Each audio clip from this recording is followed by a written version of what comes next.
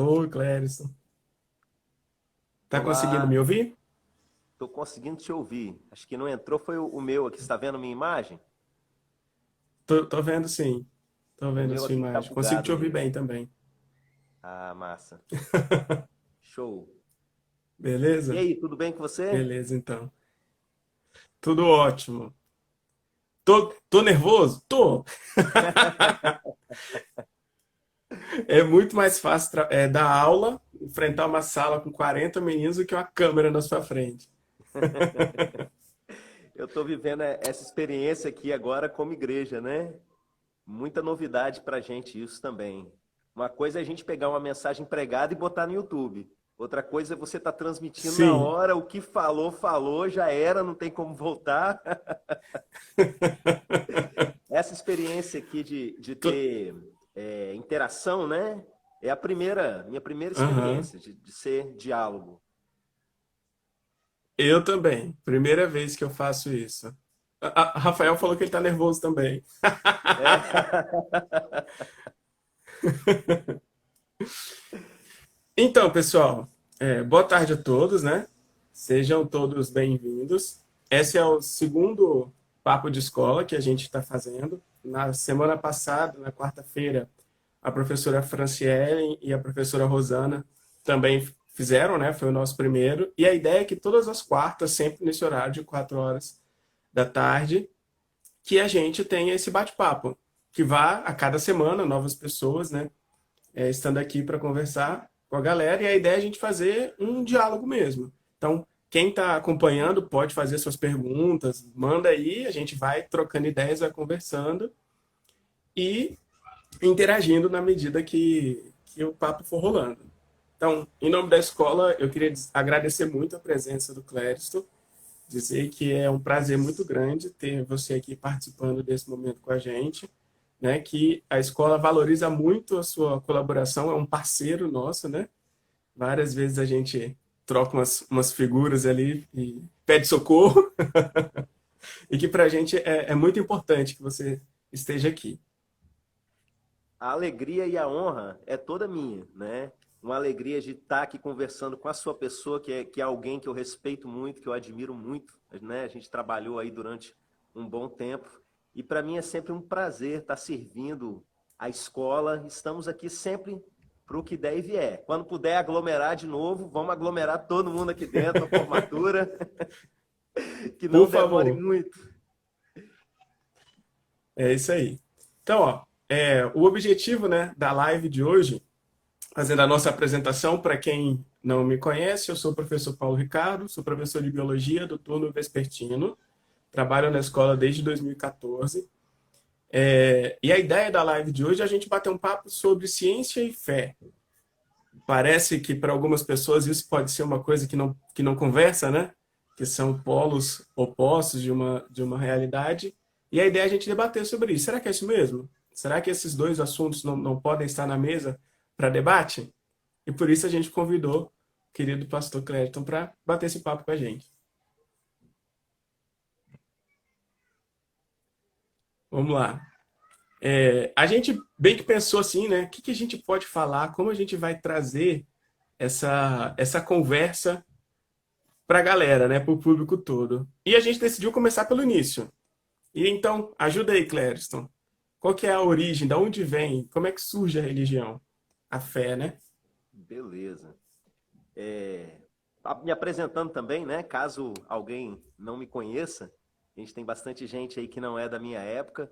Eu fui professor de língua portuguesa no Colégio Peixoto, daí vem o nosso relacionamento, não é, de longa data, desde o primeiro ano da escola aqui do bairro.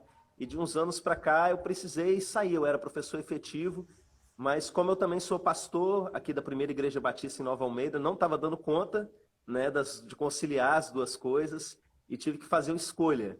Eu estou aqui na igreja, mas eu continuo amando aí a escola, a educação, né, de uma maneira geral.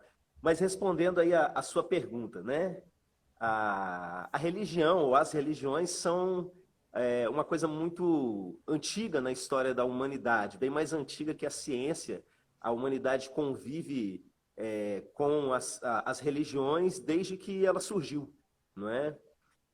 A gente vê isso tanto do ponto de vista da própria religião quanto da história, que sempre o ser humano procurou se relacionar com alguma divindade. E com relação à história da religião, eu vou falar a respeito da minha, né? O meu lugar de fala, como a gente tinha conversado anteriormente. E o que eu vou fazer é o resumo do resumo do resumo para a gente poder aproveitar a live e ir direto ao ponto, né? Mas nós cremos que Deus se revelou aos homens. E ele é o Deus criador que fez todas as coisas, fez a raça humana. A raça humana foi feita livre. Nessa liberdade, nós não estamos isentos das consequências dos atos que a gente faz, não é?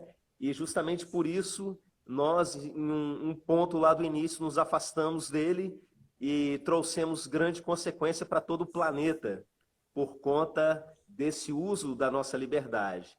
E nós cremos que Deus fez um plano que é Ele mesmo se fazer gente, vir à Terra, ensinar para a gente, num determinado ponto da história, morrer pela humanidade, redimir a humanidade, não é? E nos levar a praticar as coisas que ele ensinou. Em torno disso, vários grupos foram surgindo, várias comunidades ali no início da história cristã. Nós temos aí a igreja copta no Egito, a igreja cristã ortodoxa mais para o lado oriental, né? E a igreja católica mais para o lado da Europa. E a minha família de fé especificamente descende ali da Reforma Protestante, coisa mais recente, de uns 500 anos para trás, aí ontem, né? E a gente crê dessa maneira, a gente olha para a Bíblia mais do que para a tradição, para a história da igreja, sempre tenta voltar aos fundamentos, não é? E interpretar a vida a partir desse ponto. Eu acredito que a matriz religiosa da maior parte dos nossos alunos converge mais ou menos nisso, o povo evangélico ou o povo católico, ou até o pessoal que é espírita, que meio às vezes navega de um lado no outro, crê um pouco, né, em cada um desses elementos, mas basicamente essa é, resumidamente, a nossa história. Pensando pelo lado da ciência, a gente tem de pensar assim, que ciência que a gente vai falar, né? Porque saber e procurar saber é desde quando o ser humano surge, quando a humanidade surge. Você primeiro tinha que saber para se relacionar com o mundo, até para sua sobrevivência. Entender, por exemplo, do que comer e o que faz bem e o que faz mal. Mas isso é um saber ali do cotidiano, né? A ciência também ela é muito mais recente, como o Clédson comenta, que a religião é mais antiga, e é mesmo. A ciência moderna, essa que a gente está acostumada, ela tem 400 anos.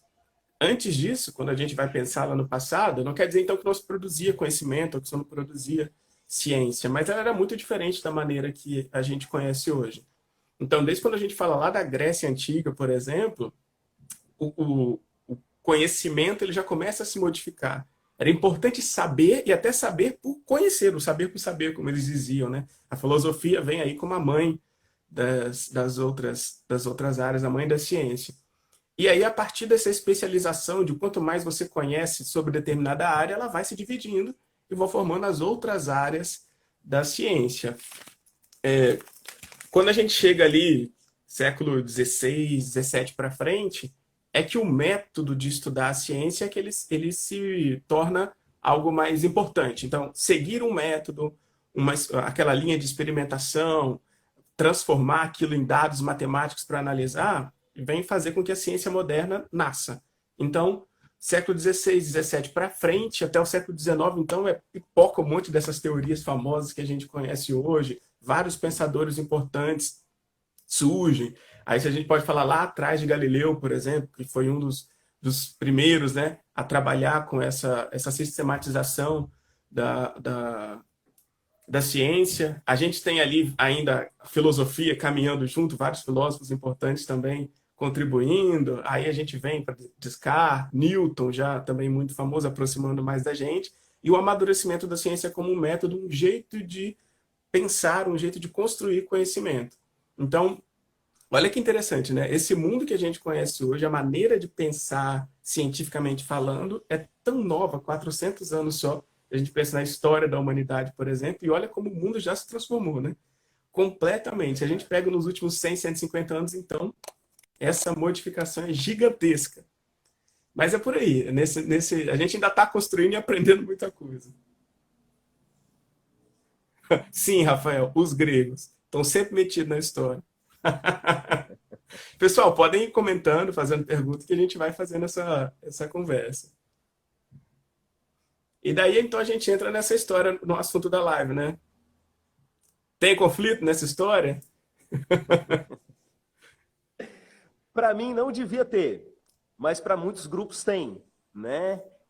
Eu falo pelo lado da religião, é muito comum a gente ver as pessoas com medo da ciência, como se a ciência pudesse de alguma forma destruir a sua fé.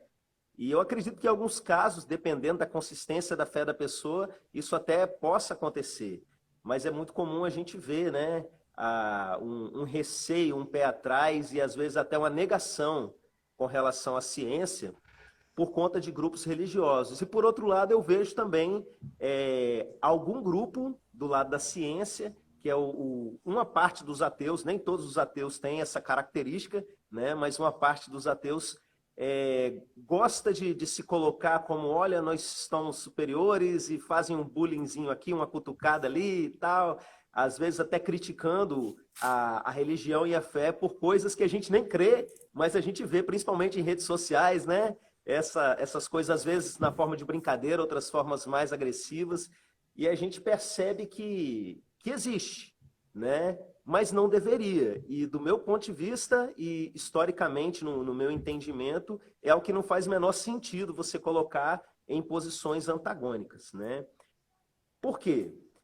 Quando a gente olha para a própria história da religião e a história da ciência, a gente vê que as coisas elas estão entrelaçadas, né?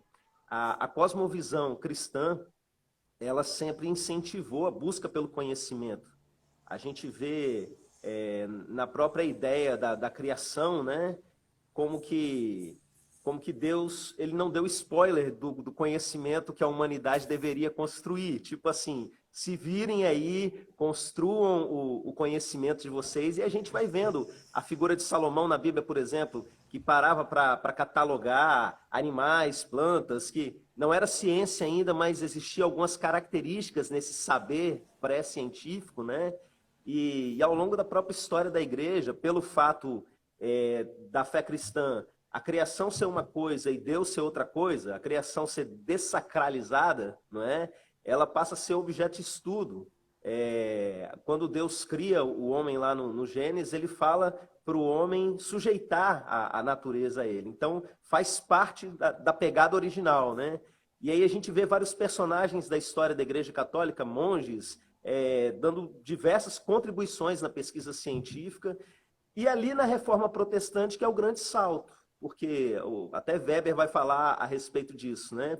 Que a construção do pensamento protestante foi a base para a criação do pensamento científico moderno. Toda a questão da racionalização que veio a partir disso, né? O pano de fundo histórico todo dessa racionalização que abriu as portas para que se criasse mesmo o método científico. E daí para frente você tem muita gente que era declaradamente cristã, que escrevia textos cristãos e, ao mesmo tempo, né, fora da sua militância religiosa, trazia suas contribuições científicas, isso até os dias de hoje. E, de geral, se você parar para conversar com cientistas, muitos deles têm a sua fé, né? Essa ideia de que todo cientista é ateu, você circula no meio do mundo acadêmico, você sabe que isso é balela, né? Que realmente é um conflito que alguns gostam de colocar em evidência, botar lenha na fogueira, mas que na prática do dia a dia não procede. Se a gente vai pensar no histórico, a gente já houve na história pontos de tensão, né?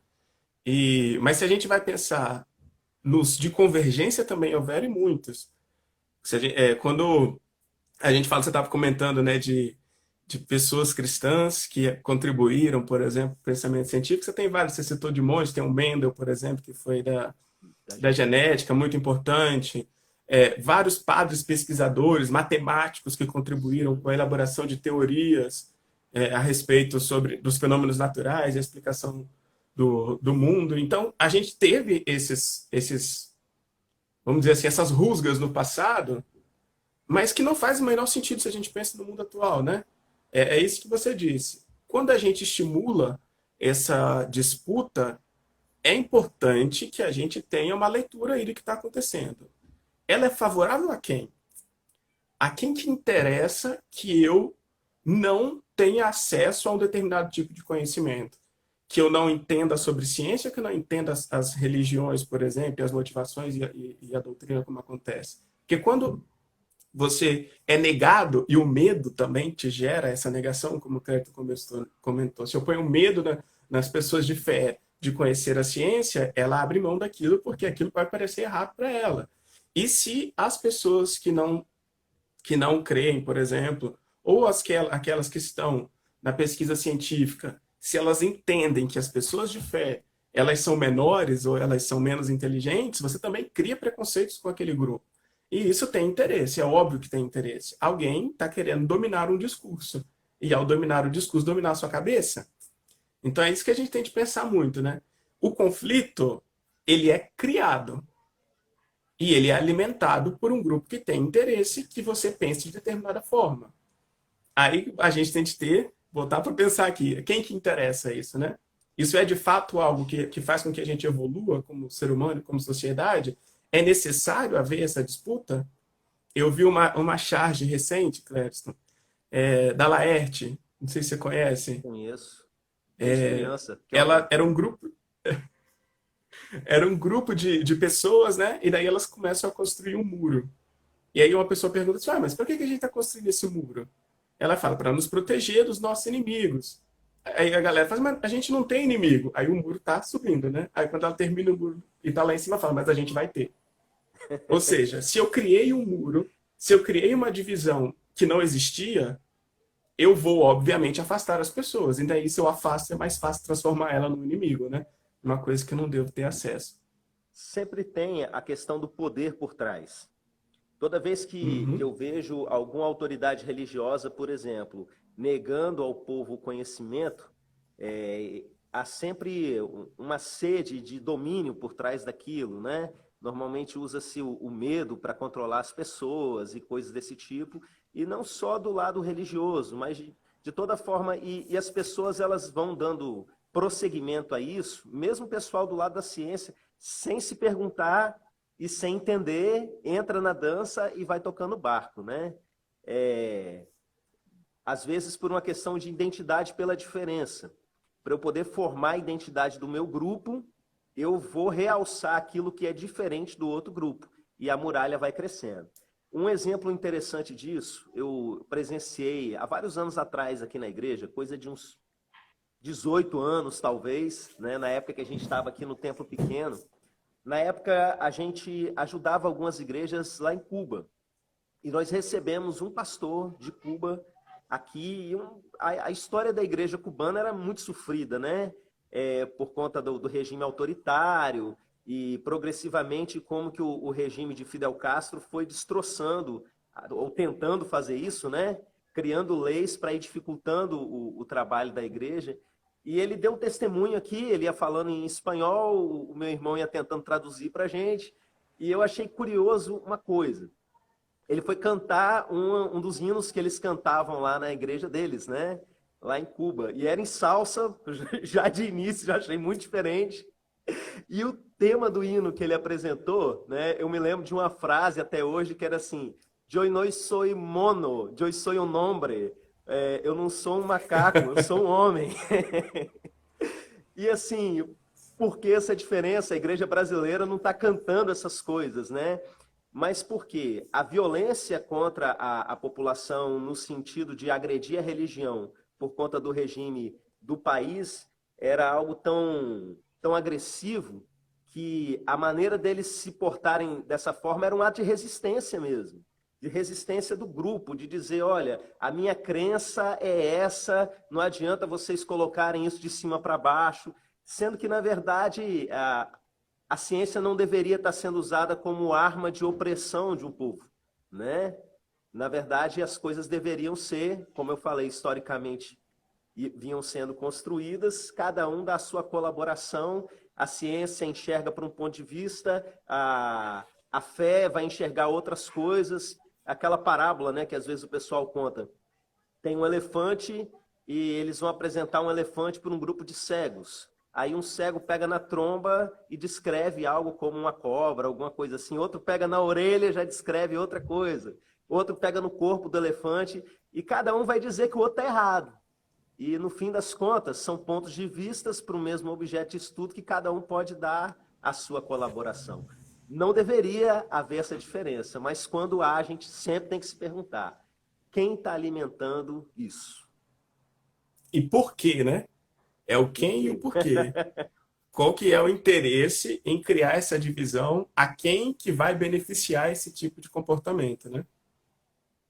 Que é uma coisa Exatamente. importante. Aí, enquanto você estava falando aí, eu fiquei pensando, né? De como as visões diferentes podem. Joana fez um comentário interessante ali. Sem diálogo, as pessoas vão para os extremos, se dividem, se excluem. E é um fato. Quanto mais longe, quanto mais distante a gente está do outro, menos humano ele parece, né? Mais o inimigo se aproxima, quanto menos eu enxergo a pessoa, né? Então, às vezes a gente tenta transformar erroneamente um ao outro como nosso inimigo da história, é uma grande bobagem. Mas nesses conflitos é importante a gente entender uma coisa. Se você comentou das áreas, os pontos de vista, tem limite? Até onde um pode ir? Ou qual é a área que aquele dali vai conseguir encaminhar? Qual é o limite da fé? Ou se tem limite? Quais são os limites da ciência? Beleza. Rafael, depois eu respondo essa. Hein? Vamos lá. Existe limite? Vou falar aqui da minha experiência, né? Eu preciso saber até que ponto, até eu crendo que a ciência é algo que Deus permite ao homem, que é um dom de Deus para o homem, não é? Se eu tenho essa cosmovisão de que ela não é uma coisa demoníaca, uma coisa maléfica, eu entendo que os recursos da ciência são bênção na minha vida. São coisas boas.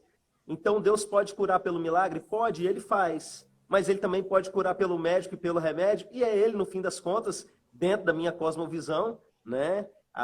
E da minha família de fé aqui, a gente compreende dessa maneira.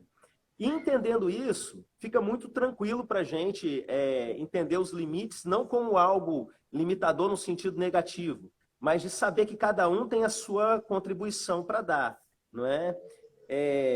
Tem situações aqui na igreja que a gente vive milagre, o sobrenatural mesmo, que não está dentro do campo da ciência, que não é nem tem como ser objeto de estudo, talvez uma ou outra coisa até possa, mas de uma maneira geral, que não tem explicação do ponto de vista dos nossos aparatos científicos, de milagres, de você ver uma enfermidade, o exame antes da oração, o exame depois da oração, essas coisas, a situações de manifestações espirituais, de entidades, de objetos serem movidos sem ninguém colocar a mão e a gente estando presente, sabendo que não tem nenhum tipo de fraude, coisa desse tipo, não é? Mas tem situações que eu viro e falo assim, minha irmã, vamos procurar um psiquiatra, tomar um remedinho, né? Vamos analisar isso aqui, ó. Eu sou pastor, eu também fico doente. E está na Bíblia. O apóstolo Paulo ele foi usado para realizar milagres. No entanto, em uma das suas cartas para o seu discípulo Timóteo, ele fala, ó, lembra que você tem que tomar um vinhozinho de vez em quando, de forma medicinal, aí, por causa das frequentes enfermidades que você tem. Então, a visão cristã não é uma coisa que vai dizer que o milagre vai acontecer toda hora, senão não seria milagre, né?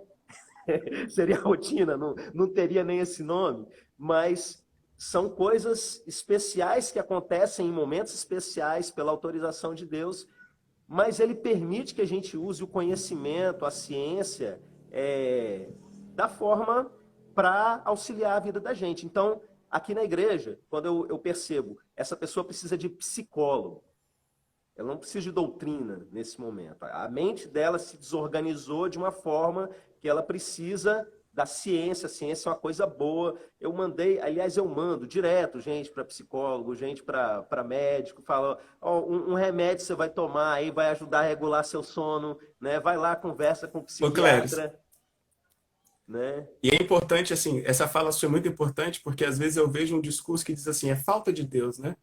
Quando a pessoa adoece ou quando alguma coisa nesse sentido acontece, e aí você ainda põe mais uma culpa na pessoa. Ela está mal, e vamos entendendo que ela é uma pessoa de fé, ela está mal porque ela está longe de Deus, como se fosse um castigo, uma coisa horrorosa, né? E a gente vê na própria Bíblia uma porção de personagem a Bíblia eu acho interessante a forma dela contar as histórias, porque não tem heróis. A pessoa perfeita é Jesus. O resto você pega os melhores, tá todo mundo tem um lado negro, tem alguma coisa assim, passa os perrengues, e a gente vê um lado muito humano. A gente vê Elias, o profeta Elias, né? Depois de orar e descer fogo do céu, cai em depressão por bobagem. Depressão mesmo, a gente para com a visão atual do problema e para analisar, o cara estava em crise depressiva. Você tem um profeta Jonas no Antigo Testamento que ele tinha uma tendência suicida terrível, e Deus vai usando de terapia com ele, vai tratando, dialogando, tentando desconstruir tudo isso dentro dele, né? E é normal, nós, pessoas de fé, somos seres humanos, e Deus deu a ciência para a gente usar mesmo para ser uma coisa boa, né, na nossa vida. Ô Clérison, você tem acesso aos comentários que as pessoas estão fazendo Mais ou aí ou só menos, eu tá tenho meio acesso? bugado aqui para mim. Apareceu aqui o da Joana, eu tenho que rolar para ir vendo. Isso, né? Dá uma olhadinha, tem umas questões interessantes aí que a galera está Aham, comentando. Pensando nessa questão dos limites para o lado da ciência, eu queria dizer assim, para começar, o limite é quando um quer suplantar o outro.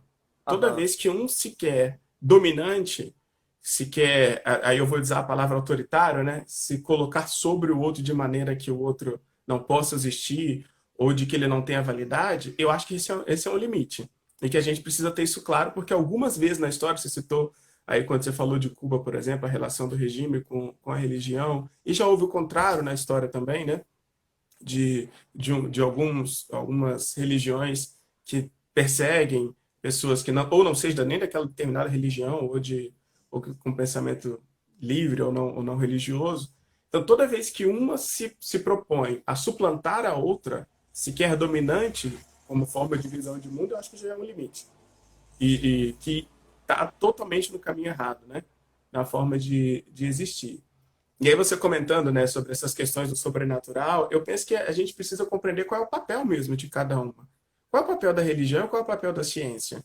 A ciência estuda o mundo físico, a ciência estuda os fenômenos da natureza, os fenômenos naturais, falando assim, o corpo humano, por exemplo, como é que funciona, como é que funcionam as doenças, como eu me previno, por exemplo, quais comportamentos aumentam a minha qualidade de vida, logo o tempo de vida que eu tenho, natural, um fenômeno da natureza como um tsunami, um terremoto, fenômenos da natureza, fenômenos desse mundo físico, para explicar esse mundo físico, como ele funciona, isso é âmbito da ciência. É a ciência que ela tenta traduzir aquele fenômeno para uma informação que a gente consiga compreender o como, o porquê, né? E se der o quando, para algumas situações aí, para a gente também conseguir diminuir os danos. E é muito importante que a gente entenda isso. Porque aquilo que você disse, né? Assim como você orienta que determinada pessoa procure um psicólogo, ou seja, aquilo está além das situações de fé, é a mesma coisa no caso do lado da ciência. Não quer dizer que eu vou conseguir achar Deus, por exemplo, uma pesquisa científica, ele não está preso no laboratório, no experimento. Então, se a ciência tentar buscar ou a negar, ou até afirmar mesmo a religião, a fé, não vai conseguir, porque não é o seu objeto e nem ferramenta de estudo, não existe essa possibilidade. Então, se a gente entende o papel de cada uma, onde uma e a outra, é porque há pontos de convergência, mas onde uma e a outra, mesmo se elas não convirgem ali, como elas contribuem, isso muda muito a forma de encarar, né, Com certeza, as duas questões. com Então, acho que certeza. é importante a gente entender. Já houve no passado, por exemplo, uma visão científica de que tudo era possível de ser explicado pela ciência. Qualquer coisa poderia ser traduzida, por exemplo, em explicações matemáticas, que aquilo da lógica conseguiria ser descrito, por exemplo. Hoje a ciência já está mudando essa forma de pensar, porque a gente foi esbarrando na realidade. A realidade não é essa, né? Até a ciência que se diz mais exata hoje tem encaminhado a discussão hoje para o campo da probabilidade. Porque tem coisas que não dá para descrever sem alterar a realidade. Por exemplo, se a gente vai para falar de partículas ou de coisas, né, desse mundo atômico, se você vai observar, na observação você já interfere, então você muda o resultado do negócio. Então, há limites aí, mas o limite aqui que eu acho que é mais importante é o de entender a posição e a sua contribuição. Se eu não quiser me colocar sobre o outro, eu acho que a história já muda de figura e a gente pode contribuir com um debate muito mais saudável. Com certeza. Uma situação do não entendimento desse limite, né, que eu vivi aqui nos últimos dias. Chegou no grupo de WhatsApp da igreja, a gente tem vários grupos, chegou no grupo de oração, um vídeo que eu já tinha visto em outros lugares, um cara falando assim, eu sou o pastor fulano da igreja tal, e eu quero dizer para vocês uma coisa que o pessoal lá nos Estados Unidos, em Israel, está todo mundo fazendo e está resolvendo o problema do coronavírus. Aí eu, oi? Você tem que pegar aqui essa água e fazer um gargarejo com bicarbonato, limão, não sei o que, aquelas receitas de vó, não sabe? E o cara, assim, ele começou colocando a sua autoridade pastoral, ou seja, todo mundo daquela fé vai olhar e vai ter um respeito, mas eu pergunto, que autoridade esse cara tem para falar que um gargarejo vai matar um vírus? Se perguntar para ele o que é o vírus, em qual parte do corpo o vírus age, como ele age, ele não entende nada do assunto. Ele pegou uma coisa lá, não sei da onde, e o que me assusta, né, nessas questões é essa galera com tanta certeza das coisas, sabe? Porque a gente vê um cientista que ele dedicou décadas da vida dele estudando minuciosamente sobre um determinado assunto, e ele não dá certeza, ele diz, nós estamos entendendo, parece que se comporta dessa forma, e de repente chega um cara no WhatsApp e cheio de certeza e começa a dizer coisas do tipo, não, porque a curva, eu tenho certeza, vai ser em abril, pode anotar o que eu estou falando e não sei o quê. E o povo religioso vai compartilhando aquilo como sendo verdade, sem entender. Uma pessoa estudou, uma pessoa se preparou, pesquisou uma vida inteira, não tem certeza, como é que esse povo tem tanta certeza? Porque se é da minha área, eu posso falar com autoridade, eu posso falar com convicção. As pessoas pararem aqui, começarem a fazer uma porção de pergunta dentro da área teológica, dentro da área de fé, de qualquer coisa, eu vou parar e vou falar realmente, dando exemplos do meu dia a dia, da minha rotina de trabalho e tal. Agora, a respeito de outros assuntos, quem sou eu para poder falar? Então, quando não se entende esse limite, vira bagunça e o povo, como a gente tem falado, né, está alienado, sendo levado por poderes maiores de um lado para o outro. Para não usar a palavra gado. Usei. Ô Clécio, você está conseguindo acompanhar os comentários? Tem umas falas bastante importantes Ah, aqui. muito pouco. A Fran fez uma pergunta assim, ó, por que o Brasil está se tornando tão extremista e negando a ciência? Onde estamos errando? Eu acho que é uma questão importante para a gente refletir. Dentro dessa fala que você estava fazendo agora, eu acredito que você deve ter visto, né? Que houve eu não sei nem se eu posso chamar ele de religioso, mas vou usar essa expressão aqui, que estava, como até comentaram aí, né? Dizendo que tinham feijões da cura, vendendo sementes de feijão que curariam o coronavírus, por exemplo. É uma irresponsabilidade, né? Esse tipo de coisa, é aquilo que você falou. Quando a gente não entende, você está ali por esse tipo de dominação, fechado naquele grupo, naquela única informação, olha o risco que você corre, olha como você pode estar, por esse tipo de coisa ter te levado a esse pensamento, se pondo em risco a sua própria vida e a vida da sua família. É uma coisa absurda, absurda, absurda. Eu espero que, inclusive, tenha consequências jurídicas para essa pessoa, porque é um absurdo. E aí, voltando ali nessa pergunta da Fran, acho que é importante pensar.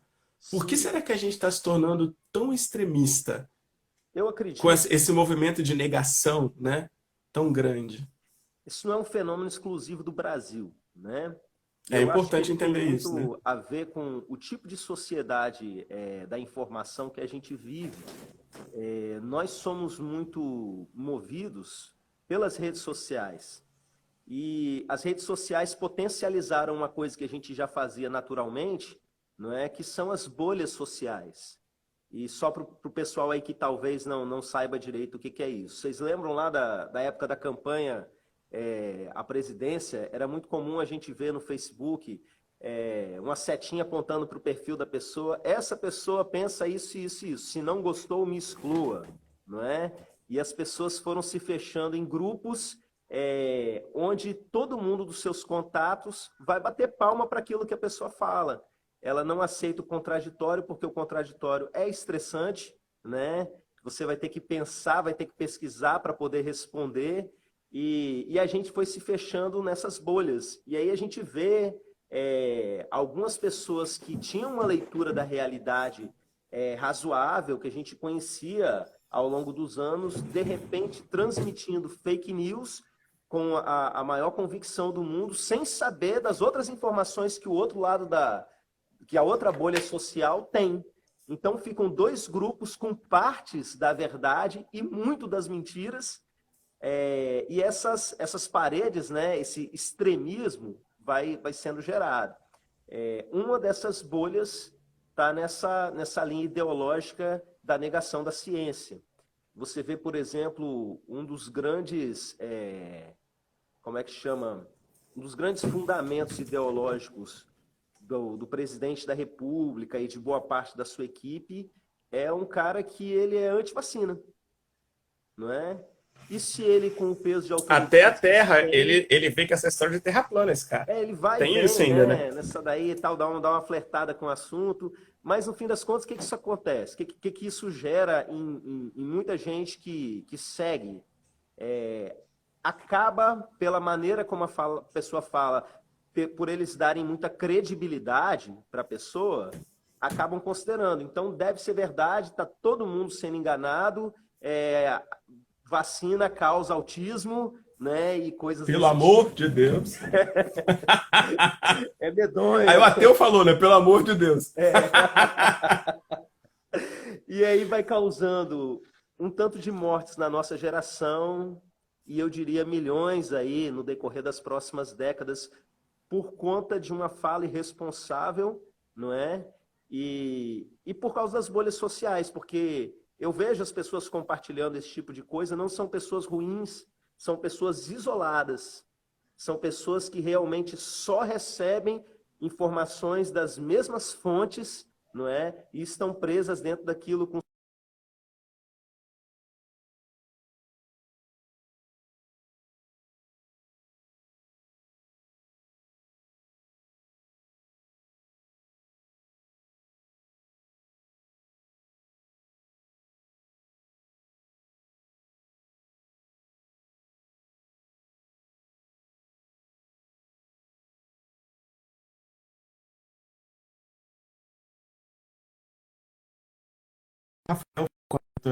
É muito importante entender quem lucra. Voltou, Clériston.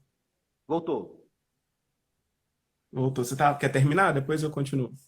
Eu não sei até que ponto que eu fui aí, que saiu o áudio para você, né? Mas pode Você continuar, vai lá. tava, tá, tava falando da questão da negação, né? E Rafael comentou e é bem real. A gente tem que entender quem, quem é que patrocina mesmo a palavra, esse tipo de coisa. Que, por exemplo, quando a gente vai falar sobre a negação dessa questão da vacina, que é um.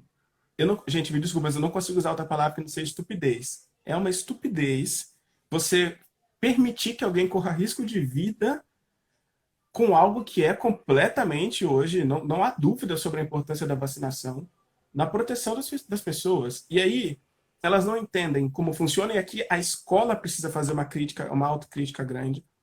A gente precisa fazer a ciência chegar a todas as pessoas. O conhecimento científico tem que ser traduzido de maneira que qualquer pessoa entenda, ou seja, tem que ser simples, a maneira de você usar essa informação, que por vezes é complexa mesmo, falar de corpo humano, falar de como as coisas acontecem, vamos abandonar o termo técnico e vamos falar da maneira que as pessoas entendem. A academia precisa fazer essa crítica a ela. Se eu produzo um conhecimento que é importante, que salva a vida, mas eu não consigo comunicar isso para as pessoas, abre chance dessa galera aí que lucra com isso, e é importante falar, é lucro de dinheiro mesmo, essa galera que lucra com isso, desinformar. E aí põe as pessoas em risco. Essa história da vacina, quando a gente. Eu acho que é um dos temas que mais me dá ranço é o da vacina. Porque ela é tão desonesta desde o início, porque esse cara, o primeiro, ele sofreu, ele foi processado, ele era um médico, olha que loucura, e ele foi processado criminalmente. Mas o interesse dele era econômico. Ele falou, só que aí já transformaram a história, né? Porque ele criou uma nova vacina que queria que usassem a dele, economicamente ele ia ganhar com isso, então ele começou a falar mal de uma outra vacina para desacreditar o uso dela. Aí a galera da conspiração já pegou isso e expandiu para vacina não funciona. Entendeu? Vacina causa autismo. E nunca isso foi comprovado. Na verdade, a ciência mostra que não, que elas são seguras e que os riscos, por exemplo, são riscos quando eu digo assim, todo medicamento que você usa, qualquer tipo, ele pode ter efeito colateral, né? Só que os efeitos colaterais são muito, muito, muito menos perigosos do que Que se a você não doença tomar a vacina, propriamente dita. do que a doença. Exatamente. Eu tomei vacina segunda-feira. Tô de boa aqui. E aí eu fico pensando, nós não tomamos vacina desde quando a gente é bebê, desde quando a gente é criança, nossos pais não tomaram desde quando a gente é criança, e como a gente acredita nisso, cai nisso. Uhum. Então, tem falhas importantes aqui que a gente tá cometendo, e eu digo falha escola, porque precisa traduzir o conhecimento científico de maneira mais palpável para a pessoa, que seja mais simples, que não tenha tido a oportunidade de ir à escola, mas ela tem que entender o que é bom e o que é ruim, né? E a ciência precisa fazer chegar. E a gente precisa expor, Clériston, esses que eu vou dizer de maus profetas, né? A gente tem que expor essa galera, e a galera de fé eu acho que tem essa responsabilidade. A ciência tem a responsabilidade de traduzir, de fazer a informação chegar para as pessoas, e a galera de fé precisa combater esses farsantes, porque eles põem vida em risco. E se põe vida em risco, isso é uma linha que não pode ser ultrapassada por ninguém, né? A gente precisa ter isso muito claro na hora de fazer esse debate, e é uma hora da gente unir essa força, né? Porque os riscos são grandes. Eu me emociono de tanta raiva que me dá quando eu vejo criança morrer de sarampo. E a Uma necessidade doença, disso acontecer em pleno 2020. nenhuma, nenhuma, entendeu? Quando a gente vê porque ela não foi vacinada, ou porque ela não estava no tempo de tomar a vacina e como os outros que deveriam ter se vacinado não se vacinaram, a doença chegou até ela. Eu fico emocionadíssimo, mas de raiva que me dá, porque isso não tinha que estar acontecendo. Então é muito importante a gente fazer com que essas pessoas entendam. É preciso sim aceitar essa informação, mas eu preciso me perguntar de onde vem e por que vem, para que eu consiga buscar a informação correta. Você falou lá do corona, né, do gargarejo. Gente, o vírus fica no pulmão, na parte baixa do pulmão, entendeu? Aí o gargarejo vai fazer o quê? Aí o cara fala que desce, o vírus desce para o estômago e o ácido do estômago. Aí usa as expressões, né? O ácido clorídrico, dá toda uma Faz aparência de parecer ciência, né? que é científico. É. E aí vai matar Eu recebi uma o vírus hoje. não vai conseguir resistir. É a melhor maneira de se matar o coronavírus. Você vê? Faz sentido nenhum. Eu recebi uma hoje falando sobre isso, né? De que tinha algumas coisas que você podia tomar e vem uma tabelinha que a acidez matava o vírus. A tabela de pH, né? Quem lembra aí das aulas de química, medida de acidez, de alcalinidade das substâncias. Eu quase morri. Porque primeiro era tudo inventado. Aí tinha lá, limão, pH 9. Limão é ácido, pH ácido é baixo de 7. Entendeu? Tinha acho que era, eu não lembro direito se era um abacaxi, tava 15, não sei o quê. A escala de pH vai até 14. Então eles colocam uma coisa para parecer científico, entendeu? E põe a vida das pessoas em risco. Então é uma coisa muito maluca, né? É medonho.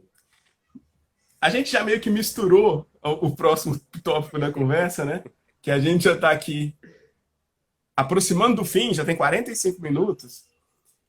Fala um pouco das nossas experiências. Você, como pastor, como é que você vê essa mistura, né? Quando aparece a ciência como um conflito, por exemplo, lá na igreja? A ciência como conflito, eu diria que aqui na nossa família de fé, eu não me lembro assim de nenhum episódio, né? Mesmo porque o líder acaba puxando um pouco para a racionalidade. Mas eu não me lembro de nenhum momento que a ciência foi de fato um conflito, um problema, né? Como eu falei, a gente consegue ver essa diferença, né? Existem situações que eu tenho que chegar e falar realmente, olha, isso daqui na verdade tem um elemento natural e precisa ser tratado de maneira natural. Para a gente, a ciência não é problema, né? Eu já, quando era adolescente, já fiquei questionando, arrumando problema com o professor em sala de aula, né? Como alguns crentes devem fazer aí com você. Mas eu Depois eu acredito, conto. eu acredito que era um pouco da minha imaturidade da época e parte também pelos professores. Eu me lembro de um professor de história que eu tive, que ele ia tentar ensinar darwinismo, dava exemplo de lamarquismo, né, da girafinha lá, e no fim das contas dizia que evolução era igual geladeira, que antigamente era de um jeito e hoje é de outro. Não fazia sentido nenhum. E na época eu lendo Michael Crichton, Não, gente! e na época eu lendo Michael Crichton, questionando coisas dentro da teoria da evolução, e eu tentando questionar com ele, isso aí é só mais um crente chato e tal. Mas eu imagino que na sala de aula deve rolar muito essas coisas, né? Conta aí pra gente. Acontece. Então, o que mais me entristece, que eu costumo falar com os meninos assim, é quando acontece a negação antes da gente iniciar a discussão. Isso mesmo, Joana, não me aborrece, não.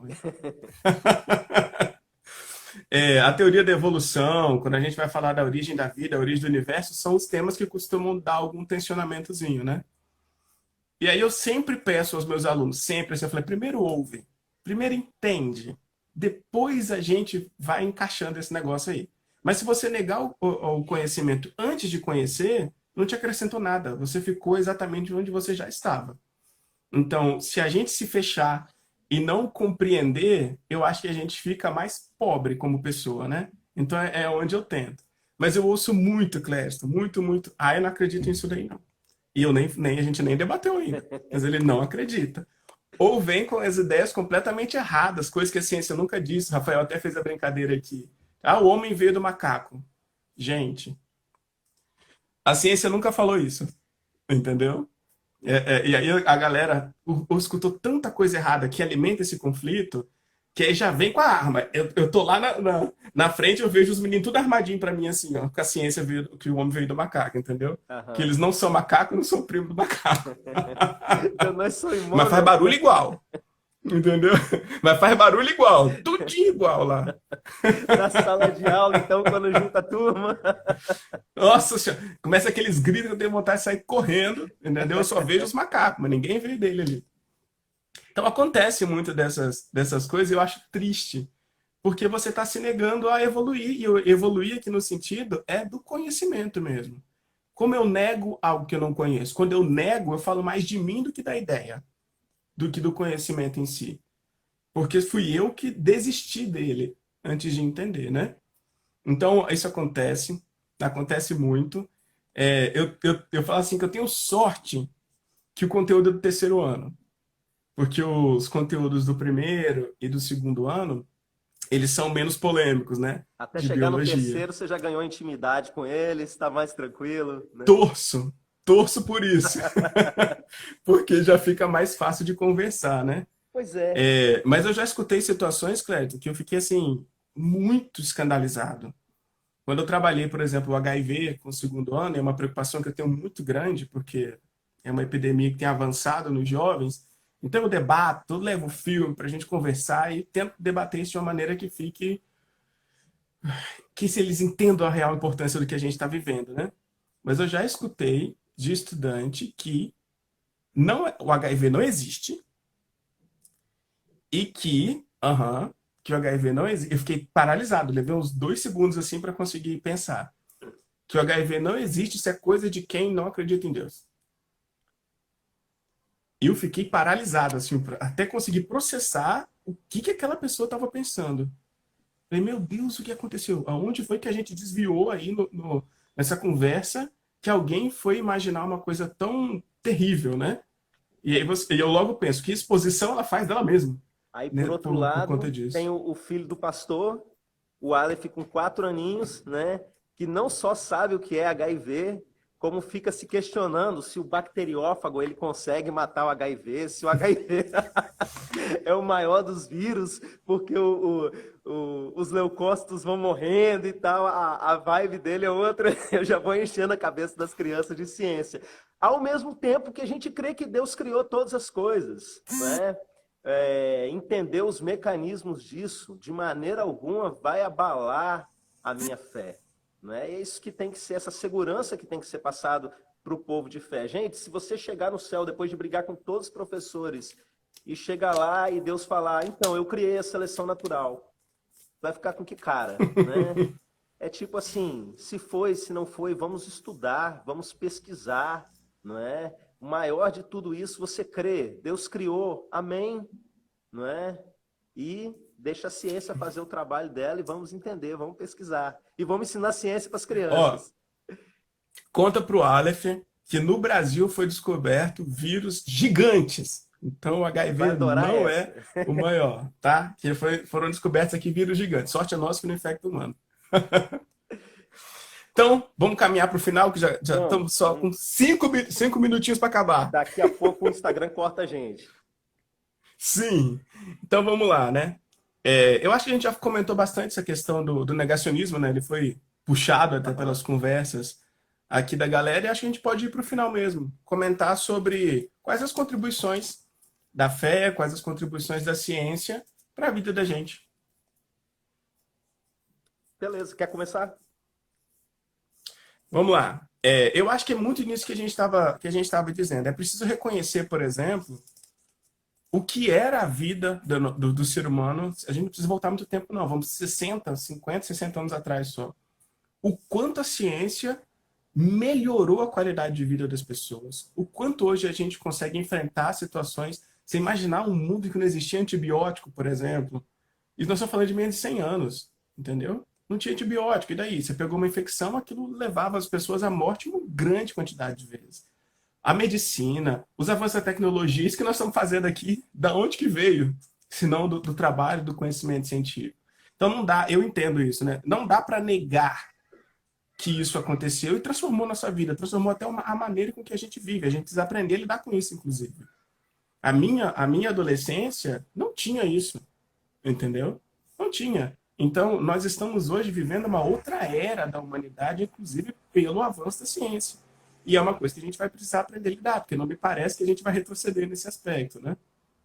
Então, a ciência ela pode ajudar, e eu vejo muito, muito, muito, nas questões de saúde, de segurança, de como a gente pode até aproximar. Olha só, tem 40 pessoas acompanhando essa conversa que nem poderia existir se não tivesse a possibilidade da internet. Aproximar as pessoas e informar para melhorar a qualidade e a sua própria vida.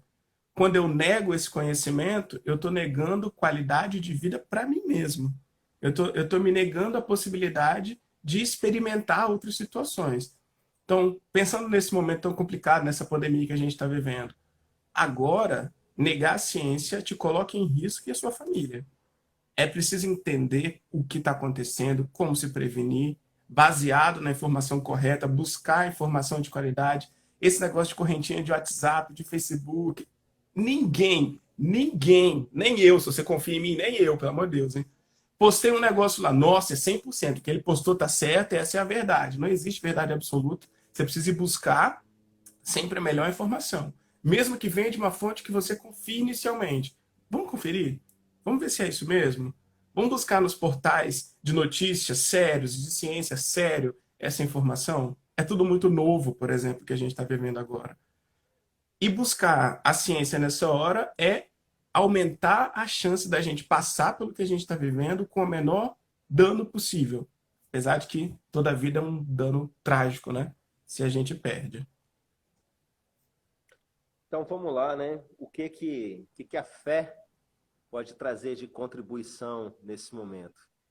Enquanto a ciência vem trazendo as respostas com relação à doença e unindo a gente na tecnologia, não é?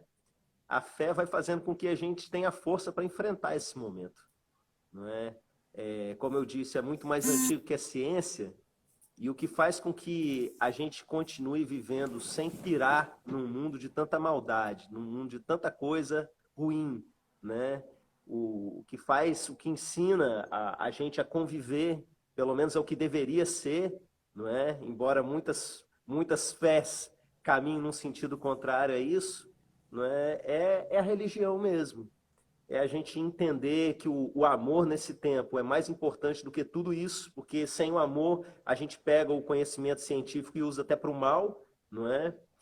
E como eu disse no início, vou falar do meu lugar de fala, não é? A minha fé é o que faz com que eu me ligue a Deus e caminhe sem culpa, sem medo, que eu encare os perigos dessa vida, encare até a morte, claro que com todos os cuidados, né? Com tranquilidade. É a fé que faz com que eu chegue no enterro da minha mãe, por exemplo, que aconteceu aí uns 2 anos para trás, e tenha serenidade de saber que eu vou encontrar com ela de novo. Acho isso importante a gente falar de luto nesse momento que 1.000 mortos num dia, né? Mais de 1.000 mortos num único dia. Nossa, eu fiquei mal com Se isso não é a ontem. nossa experiência pessoal com Deus, que não é objeto de estudo científico, mas é uma certeza que a gente tem, porque a gente que é de fé, a gente interage com Deus, e Deus interage conosco, nós que cremos num Deus pessoal, isso não pode ser negado, não tem como ser uma coisa aleatória, uma coincidência, se é algo recorrente na vida da gente, diário na vida da gente. Então, a presença de Deus é que faz com que a gente enfrente esse momento de dor tão louco que a gente está vivendo com esperança no coração. E eu acho que a gente tem de ter esperança e acreditar, né? Porque o acreditar faz toda a diferença. Até se você, quando você toma um remédio e você acredita nele, de que ele funciona, isso faz com que o seu corpo trabalhe para o remédio funcionar. Então, o acreditar, o pensamento positivo, mesmo para quem não é religioso, a boa energia e o bom pensamento faz com que você trabalhe mentalmente e fisiologicamente para isso. O seu corpo vai te dar essa resposta. A ciência até precisa tomar cuidado com isso quando vai fazer experimentos. A gente chama de efeito placebo, né? Tem de achar uma maneira de eliminar o efeito placebo da história, senão você pode levar o experimento para uma Justamente. conclusão errada. Ou seja, o acreditar que funciona também Ok. leva para isso. Agora, Cléris, acho que a gente tem menos de um minuto. é, Dá um tchauzinho. galera, muito obrigado pelo convite, tá bom? Foi uma alegria ver vocês. Depois a gente vai se falando mais aí, tá bom? Por mim tinha que ter várias horas, mas infelizmente não pode, né? E O eu tô aqui à Instagram chuta a disposição. gente. Quando vocês precisarem da gente, tanto do espaço da igreja quanto da minha pessoa, eu estou à disposição para 20 servir a segundos. escola. Tá bom? Pode falar. Então, pessoal, ó, agradeço vocês a todos que participaram. Newton, chama no chat que a gente conversa.